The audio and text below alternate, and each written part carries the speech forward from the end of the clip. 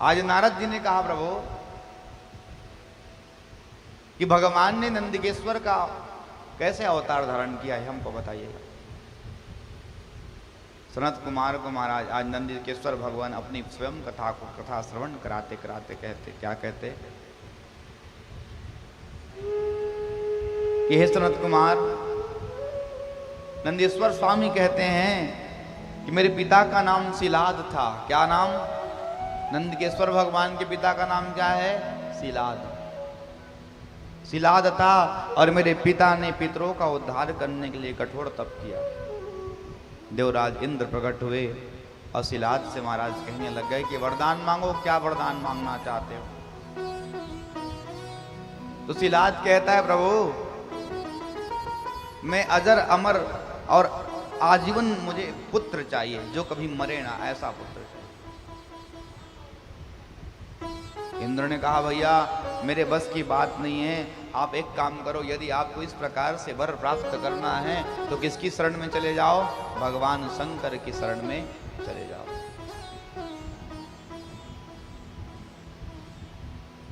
तब शिलाद ने महाराज एक दिव्य सहस्त्र वर्ष तक महाराज क्या किया? भगवान शंकर की आराधना की और हड्डियों का ढांचा मात्र शेष बचा।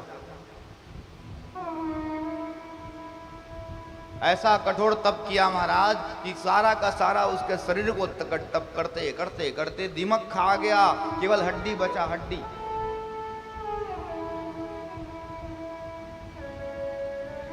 तब भी भगवान की आराधना कर रहे हैं।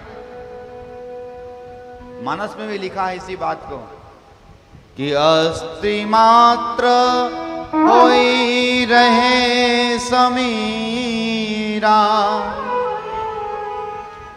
तदपि मनाग मन ही नहीं पीरा, तदपि मनाग मन ही नहीं पीरा।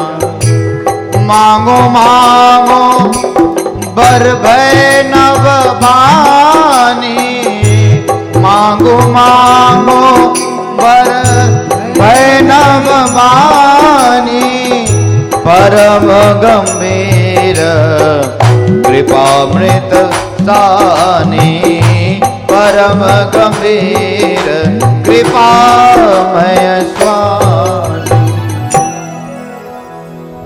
भगवान प्रकट हो गए हो जब इस प्रकार का तपस्या को देखा, अरे अरे तूने तो ऐसा तपस्या कर दिया महाराज कि तेरा सारा का सारा शरीर का पूरा का पूरा पूरा पूरा दिमाग खा गया, तेरा केवल हड्डी बचा है। तब भी तू क्या कर रहा है? तपस्या में लीन है। और पहले महाराज सतयुग में ऐसा था कि हड्डियों में भी प्राण बसते थे। अनंत प्रथतः प्रोक्तम, भगवान शिव ने महाराज आज अपने दक्षिण कर कमल से उसका स्पर्श किया है और शिलाद मुनि ने तुरंत भगवान के चरण में गिर गए और जिन करके आज भगवान कहते बेटा वरदान मांगो। तो शिलाद मुनि कहते हैं प्रभु, बड़ा सुंदर कह रहे हैं महाराज, महेशम यदि तृष्णोमसि यदि वा वरदक्ष में इच्छामि त्वंसमनं पुत्रम मृत्यु होइना योनिजनम। हे भोलेनाथ, यदि आप हम पर प्रसन्न हैं ना, यदि मेरे ऊपर प्रसन्नता है, आप प्रसन्न भय हैं, तो मैं आपके समान पुत्र चाहता हूं जो आजीवन मृत्युहीन हो, कभी मृत्यु को प्राप्त ना करे। आपको एक बात कहूं महाराज, भगवान राम जब इस यहां पर आते हैं लीला करने को, उनको मरना पड़ा। भगवान कृष्ण ने मृत्यु को प्राप्त किया, लेकिन मेरे भोले वाले बाबा भोलेनाथ हैं कि इनका कभी जीवन में मृत्यु होने वाला नहीं।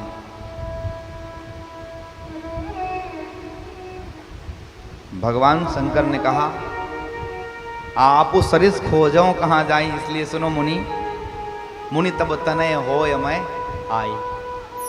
राम जी ने भी यही कहा था कौशल्या मैया से,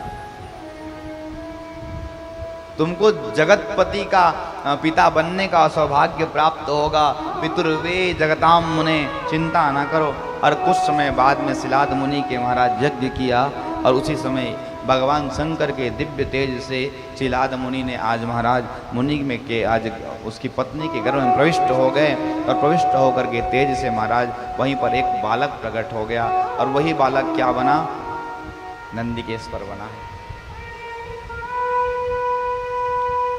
गंधर्व गान करने लग गए, अप्सराएं नृत्य करने लगी और अग्नि के समान कांति वाला महाराज 3 नेत्र वाला 4 भुजा धारण किए, जटा मुकुट धारी त्रिशूल आदि धारण किए, रुद्र के समान रूप में प्रकट भये और ऐसे बालक को देख करके सबने प्रसन्न हुए। चिलाद मुनि ने उस बालक को प्रणाम किया और प्रणाम करके कहा कि आपको देख करके बड़ी आनंद की अनुभूति हुई महाराज, इसलिए आपका नाम क्या होगा, आपको देखने ही मात्र से आनंद की प्राप्ति होती है, इसलिए आपका नाम क्या होगा, नंदी होगा। भगवान शंकर के जब हम महाराज गर्भगृह में जब जाएं तो उससे पूर्व हमको किसका दर्शन करना होता है, जोर से कहो, क्यों करना होता है, क्योंकि नंदी परमात्मा का साक्षात स्वरूप है।